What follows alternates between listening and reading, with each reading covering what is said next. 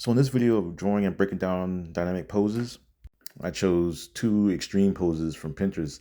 And I kept seeing a lot of these particular poses from these different angles. I'm not sure who the photographer is, but I keep seeing a lot of these floating around on social media.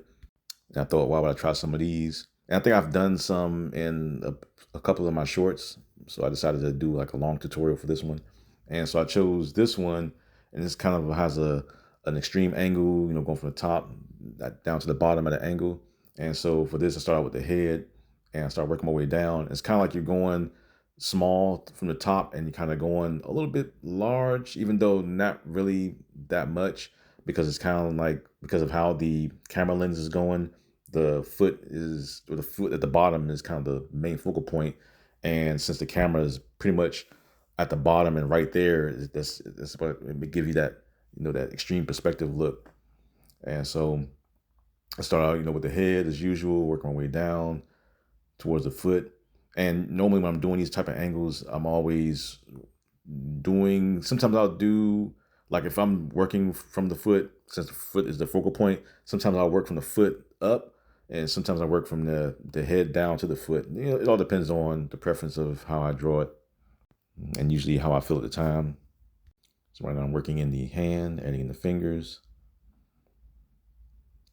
and doing it how I normally go, where I'm just adding in the cylinders for the fingers, drawing them in quickly. And sometimes you can just draw one long cylinder for one of the fingers and then just kind of break it apart as you're adding in the lines into it. So I'm breaking in the leg. And usually with these type of poses, especially since the person has clothes on, obviously it's hard to figure out where to place these shapes when you're drawing these poses. And it's kind of just a way of, sometimes you can draw over the picture. So if you have a picture, you can draw over it, the different shapes, and get an idea of how to create these shapes when you're drawing them on paper. And it's kind of another way of doing it. And once you do that enough, it will just stick into your head for how to place these shapes when you're doing different poses. So when I start drawing poses from something else that a person has is fully clothed, you can easily tell where to place these shapes and what position to put them in, because you've drawn these so much over top of it, like kind of like you're tracing the shapes over top of the image before you start to actually draw them out of your head and figure out what shapes to put and where to place them. That's right. I'm adding in the other leg, and the foot is kind of hidden under the grass, so I just kind of drew it out because the foot is more likely going straight. And you kind of just, you're working small from the top and you're going a little bit bigger, but not so much. It's kind of harder with these type of poses because you're trying not to make it too extreme, or you could make it extreme. I can make it, the head smaller and the body smaller, and then go down to make it more extreme than what the picture shows. I mean, you can always make changes. You don't have to be exact. So I'm adding in that other arm that's kind of hitting the back. Quickly throwing it in there, adding in the hands or the little fingers. I mean, you can quickly draw the fingers out, sketch them out quick, or do the typical cylinder method with the fingers. I kind of like to always do that, just so that when I'm erasing it lightly, I can easily just go over it and add details for the finger. Adding in just darkening some of the lines.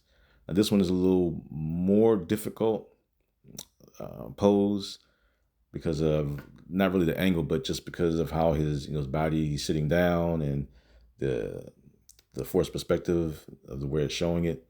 But when I'm just drawing it, I just figure out as I go. I start with the head first, and I'm kind of just trying to figure out the shapes as I'm going. And sometimes when I figure out these shapes, I'll mess up often. But when you mess up, I'll just take and erase those shapes and draw it again, and try to figure out how to position and place these things. So the easiest way for me to figure it out is I know that he's sitting down and the bottom of him is covering his chest. So I overlap both shapes. I drew the chest first, and then I drew the waist, and I just overlap both circles, because when you start to draw in the legs, it's going to cover that chest area up, which you'll see me do. So right now, I add in the shoulders, the circle, and you'll see me do a lot of overlapping.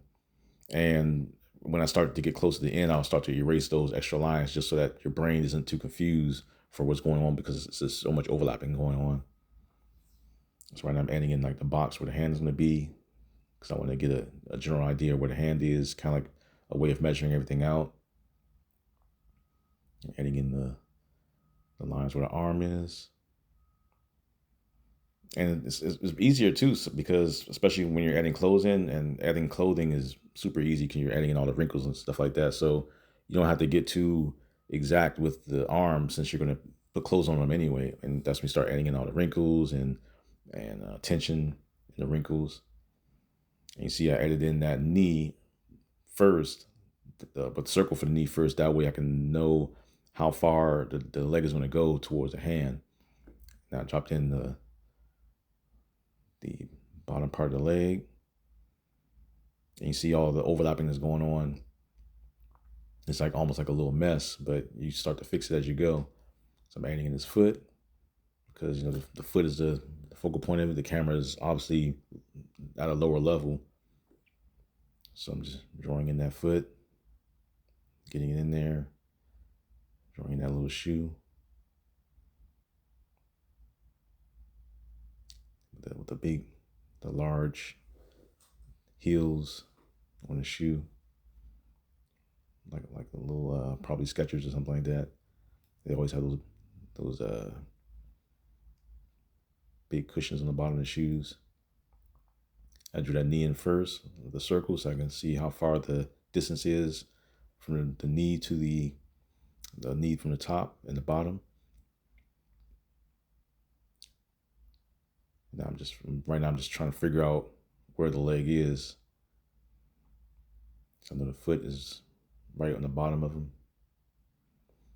So I'm just finishing off that leg. I'm adding in that foot, because kind of he's sitting down, so you can't really tell as much. But the foot is just on the bottom of him, or on the bottom of his body, and only because the angle is just the way the angle is and how it's showing it. It just looks weird how it is, but yeah, his foot is actually below him because he's sitting down. So I'm adding in the part 2 is the palm of the hand. So I add those fingers in there. I start to round out. I like to round out the shapes before I start drawing cylinders sometimes, just so I can get the feel of where the finger is going to go. And at the same time, warm up a little bit to knowing where the finger is going to go. Now adding in the cylinders for the fingers there, so I can kind of bend it. And you see how I'm doing the same method I've been doing for drawing hands, where I draw the tips of the fingers first, and I start to add in the cylinders going backwards as the hand is being bent. It's my best and only method for drawing hands and fingers in different positions. And right now I'm just drew the hand out lightly towards the heads. That way I can kind of know where the hand is going to end, so I won't make the arm too long. So I'm drawing in the forearm, because I already drew lightly the hand right by his head. And circle for the shoulder. I'm darkening up some of the lines. And then right now I'm just erasing all the areas that's too confusing, because right now it's a lot of chaos going on, and I want to erase enough of it that way my brain isn't seeing too much chaos going on as I'm trying to add in certain things. I'd rather fix it now than to wait till later and have too much to erase. I'm getting all those pieces off. And why I didn't decide to use a kneaded eraser for this, I don't know. Because I like to use a kneaded eraser because it's less messy. But I just ended up using the tip of the pencil. So right now I'm just darkening all the lines up. I'm adding in the hand. Same as before, adding in the thumb. I don't know why. For some reason, I'll draw the thumb first when I'm doing hands. I don't know. Maybe it's just a reflex or something like that. But it seemed as though it's easier to get the hand out when I'm drawing a thumb first. I don't know why. It's just a habit. Sometimes I'll draw the fingers out first, but a lot of times I notice that when I draw hands, I keep drawing the thumb first. I don't know why. Or maybe that's what works, or maybe that's how I was able to do it quickly or learn it quickly. So I'm darkening all the lines, adding in his lat area or the neck and chest area.